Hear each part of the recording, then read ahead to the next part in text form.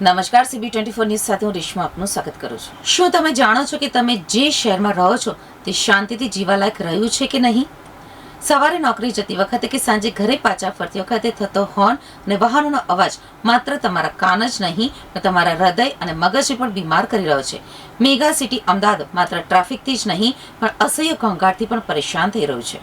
અમદાવાદને કોમનવેલ્થ ગેમ્સની યજમાની મળી ગઈ છે અને હવે ઓલિમ્પિક માટે થનગનાટ થઈ રહ્યો છે. પણ ઓલિમ્પિક ગેમ્સના યજમાન બનવા માટે શહેરમાં ઘોંઘાટ 55 ડિસેબલથી પણ વધુ હોવો જોઈએ. ગવર્મેન્ટ પોલિટેકનિક હિંમતનગરના સિવિલ ડિપાર્ટમેન્ટના લેક્ચરર ડોક્ટર અક્ષય વોરાએ પોતાના PhD સંશોધન દરમિયાન આખા અમદાવાદનું નોઇઝ મેપિંગ કર્યું હતું, જેમાં એવું તારણ સામે આવ્યું છે કે શહેરમાં ઘોંઘાટનું પ્રમાણ 40 થી 82 ડિસેબલની વચ્ચે છે. તેમની 7 વર્ષની આકરી મહેનત અને 400 કિલોમીટરના પ્રવાસ બાદ જે તારણો સામે આવ્યા છે. રિસર્ચના શરૂઆતના તબક્કામાં તેમના ધ્યાને આવ્યું કે ઇન્કમટેક્સ 4 રસ્તા બરાબર સિટીના મધ્ય ભાગમાં આવે છે.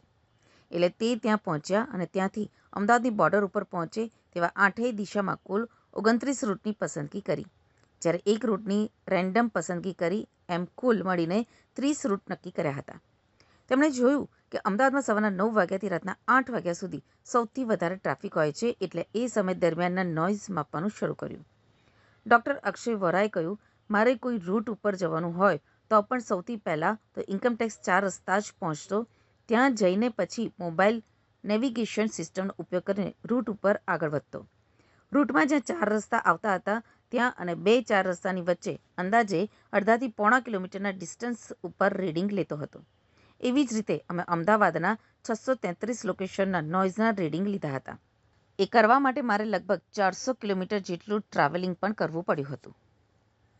અમદાવાદનો પૂર્વ ભાગ એ પશ્ચિમ કરતાં વધુ નોઇઝીયર છે.